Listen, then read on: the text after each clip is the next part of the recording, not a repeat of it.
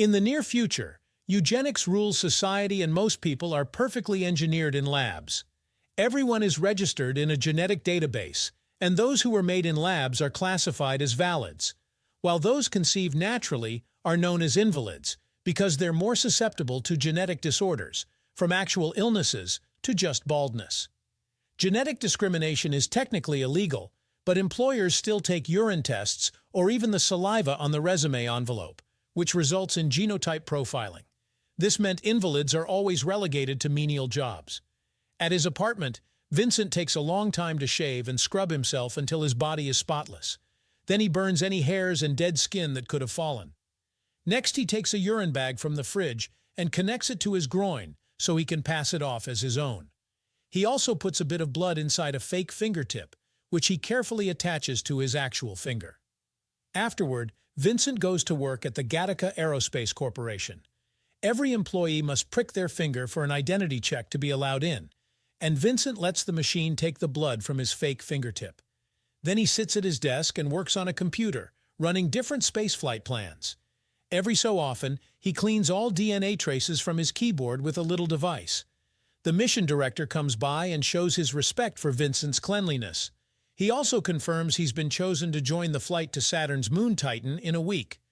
After the man is gone, Vincent secretly opens a jar and sprinkles some skin, hair, and nails around his workstation. Then he puts a hair on the comb that he keeps in his desk drawer. Later, Vincent is put through a substance test to check he's clean before the mission. Using the hidden bag, he offers the urine sample, and when the doctor checks it on the machine, the result says his name is Jerome, and he's a valid. After work, Vincent goes to watch another aircraft leaving Earth, and his co-worker Irene comes by to congratulate him for getting the mission. She also points out he's the only employee that watches every single launch every day. A flashback then begins showing Vincent's early life. His parents had a quickie on the beach, and his mother accidentally got pregnant, so Vincent was born naturally, which was already rare back then. As soon as the doctors grabbed him, they took a blood sample and concluded he had a high chance to suffer from many conditions. So his life expectancy was 30 years. Vincent's childhood was quite difficult because every little thing like a runny nose or a little scratch were treated by his mother as a fatal threat. No school would accept Vincent as a student because insurance wouldn't cover any trouble. He got in for his bad genes. Eventually, his parents decided to have a second child, and this time they went to a genetic lab to do things by the book. Anton had no conditions at all and was happy to spend time with his brother, but Vincent could tell his parents had a favorite whenever their parents weren't looking. The brothers would play chicken in the sea, meaning they would compete to see who could swim the farthest away from shore before getting scared and turning back. Anton always defeated Vincent in this competition, which added to his inferiority complex. As Vincent continued to grow up, he became interested in space and dreamed of becoming an astronaut. His parents warned him nobody would hire him because of his genes, but he didn't listen, and he went to a few interviews. To his dismay, nobody hired him just like his parents had guessed. One afternoon, the brothers went for another swim, and to Anton's shock, this time Vincent defeated him. In fact, Vincent had to go back and help a tired Anton return to the shore. That was the last time they swam together, because in the evening, Vincent left his family home to pursue his dreams. Eventually, Vincent got a job at Gattaca as a janitor. As he cleaned the offices, he sometimes used the computer when nobody was watching, and he would admire the daily launches. He also learned about the blood prick that happened on the same finger every day, and stole a little sensor that fell from a machine. Vincent never stopped dreaming, and the head janitor would mock him for it. In his apartment, Vincent would never stop exercising, which could take a toll on his body. Desperate for progress, in the end he decided to contact a man in the black market who introduced him to the real Jerome, a former swimming star with great IQ and perfect health, except for his legs. He was paralyzed after being hit by a car and became wheelchair-bound. The incident happened overseas and wasn't recorded, so nobody knew Jerome became an invalid. Vincent paid both men to get Jerome's identity, and a long transformation process began. He got contact lenses to replace his glasses and get Jerome's eye color. He also cut his hair and styled it like Jerome's. ID pictures wouldn't be a problem because nobody paid attention to those anymore. Everything was DNA dependent. The last issue was that Jerome was taller than Vincent, meaning that Vincent had to reluctantly undergo a painful procedure that broke his legs and extended them until the heights matched. Vincent moved into Jerome's apartment to also have his address, and during the first few days, he had to rest to recover from the procedure, meaning he was often in pain. During those days, Vincent learned Jerome's signature and how to write with his other hand, while Jerome kept filling bags with urine and blood. One day, Jerome showed Vincent his silver medal to remind him he has a lot to live up to. Jerome also told Vincent to call him by his middle name Eugene so that Vincent could get used to being called Jerome. When the day for Vincent's interview finally came, he took a urine bag and tested it on the machine only to get an error message because the urine contained alcohol. Vincent started yelling at Jerome for the consequences of his addiction, and after testing a bunch of bags, he found the last one was clean and took it with him. At the office, the doctor ran the test, and the machine confirmed Vincent was Jerome, therefore a valid. They didn't send him to an actual interview, he just got instantly hired for his IQ. From then on, Vincent had to scrub his body thoroughly every day to get rid of loose skin, nails, and hair, which was all burned in an incinerator. All the clothes were kept in sealed bags to avoid contamination. While working, Vincent would spread Jerome's samples on his desk to keep up the illusion and use the fake fingertip with Jerome's blood to pass the identity check at the door. Nobody ever suspected anything. Back in the present, everyone in Gattaca is freaking out because the company administrator has been murdered with a keyboard. Jerome scratches his eye while staring at the gruesome scene and doesn't notice that an eyelash falls off. The cops soon come to pick up every single trail of DNA from the scene of the crime, which includes the eyelash. The boss tells Irene to assist the police in any way they need. The mission isn't cancelled, and Vincent will still be going to space. When he shares the news with Jerome, they decide to go out to celebrate. They drink a lot and even do some tricks with smoke inside their glasses. At the office, Irene takes the hair from Vincent's drawer and takes it to a matchmaking service where they run some tests to conclude Vincent is quite a catch. By the end of the night, Jerome is so drunk that Vincent has to help him to bed. Suddenly, Jerome makes a confession. He hadn't been drunk during the car crash, and it hadn't been an accident. He had actually been trying to self-delete. The next morning, the police forensic department tests all the samples and discovers a mysterious invalid had been in Gattaca, so now he's the prime suspect. Back to Vincent. He puts the little sensor he stole back in his janitor days on Jerome's chest to record 20 minutes of his pulse as he whirls the wheels of his chair extra hard to simulate exercise. Later at Gattaca, Vincent is put on a running test, and he replaces the office sensor with the one he brought from home. Meanwhile, the detectives investigate the invalid profile from the eyelash and discover it belongs to a janitor that disappeared a few years ago. They come to the office to ask some questions, and Vincent overhears them while they talk, which makes him nervous. To make matters worse, the 20-minute-long recording soon ends, and Vincent's real pulse appears, which is rather high. He immediately rushes to the locker room and collapses as he tries to catch his breath.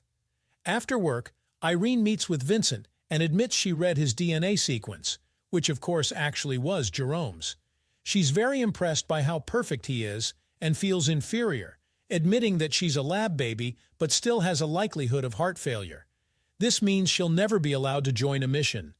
When Vincent says he doesn't see anything wrong with her, Irene hands him a lock of her hair and encourages him to test it to discover her genetic flaws.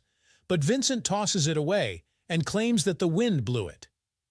Sometime later, Vincent is working at the computer when suddenly all the employees get the profile of the invalid from the eyelash because he's a wanted man. Thankfully, nobody recognizes him, but Vincent is still afraid.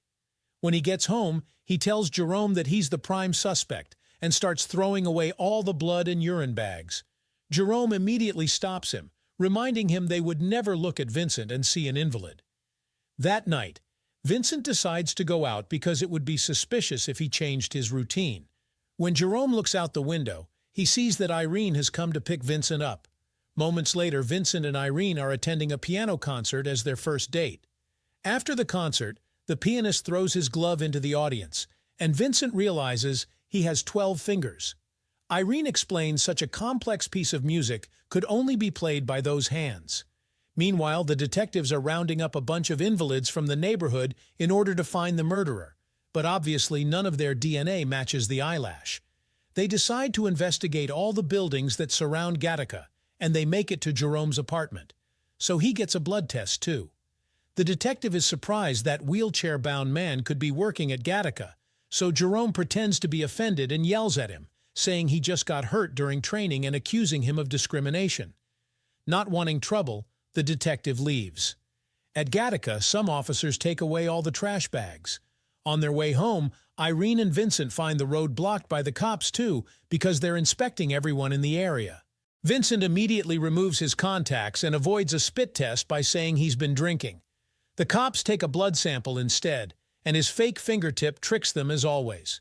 After they pass the check, Irene announces she wants to show Vincent something and stops the car a few miles ahead. She quickly crosses the street while dodging incoming cars, but Vincent is hesitant because he can't see well without his contacts. After lots of doubts, he runs in and thankfully avoids getting hit. Then Irene takes him to watch the sunrise at the solar panel center, which causes a beautiful effect of light that Vincent sees rather blurry.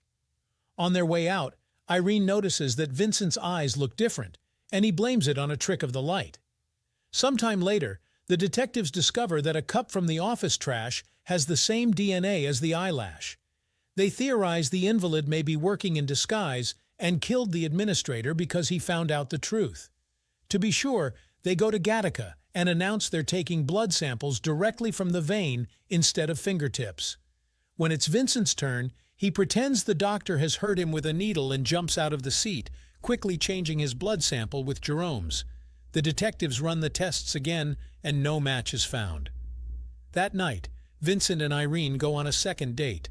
Their sweet dancing is interrupted by the cops, who start picking up all kinds of things with DNA like napkins and cigarette ends. They want to test people too, so Vincent immediately escapes with Irene through the back door. A cop tries to stop them, but Vincent immediately starts beating him up until he's unconscious. As Irene gets scared and calls him insane, Vincent drags her away to escape through some dark alleys. When the other cops find their partner on the ground, they start looking for the couple, who hides in an alley.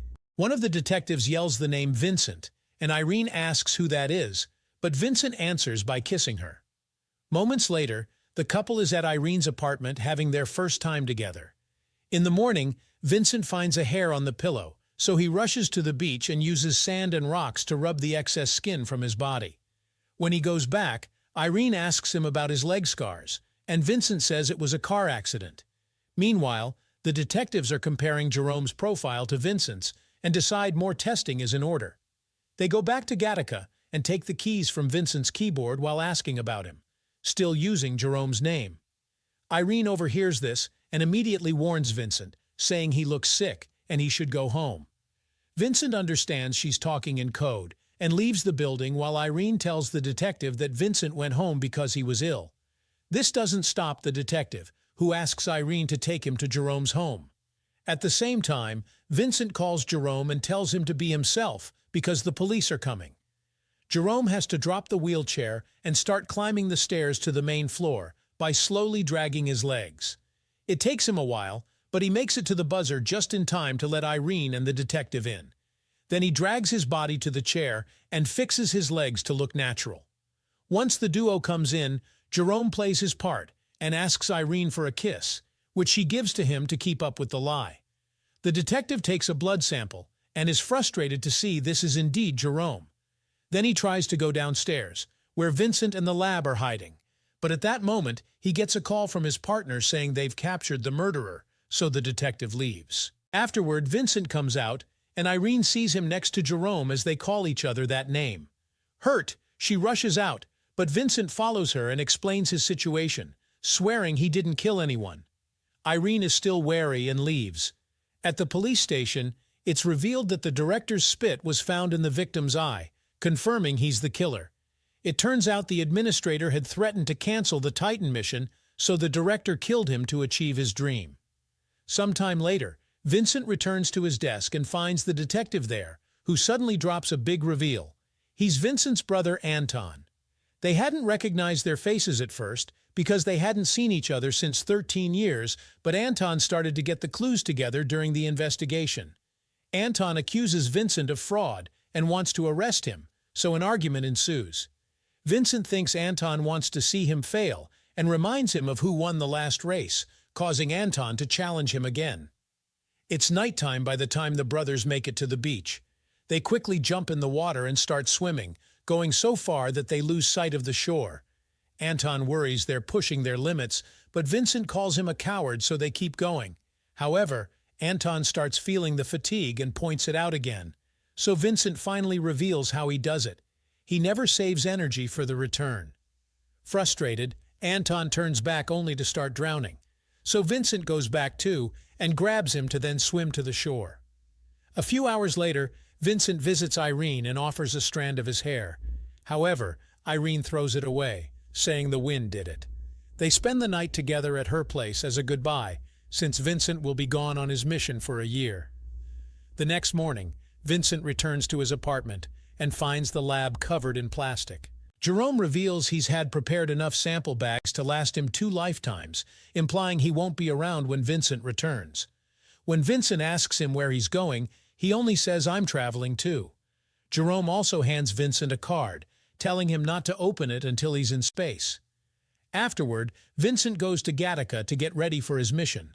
The doctor informs him that there's been a change of policy, so a new urine sample is needed. Vincent hadn't expected this and didn't bring Jerome's bag, so he starts peeing in a cup while lamenting the loss of his dream.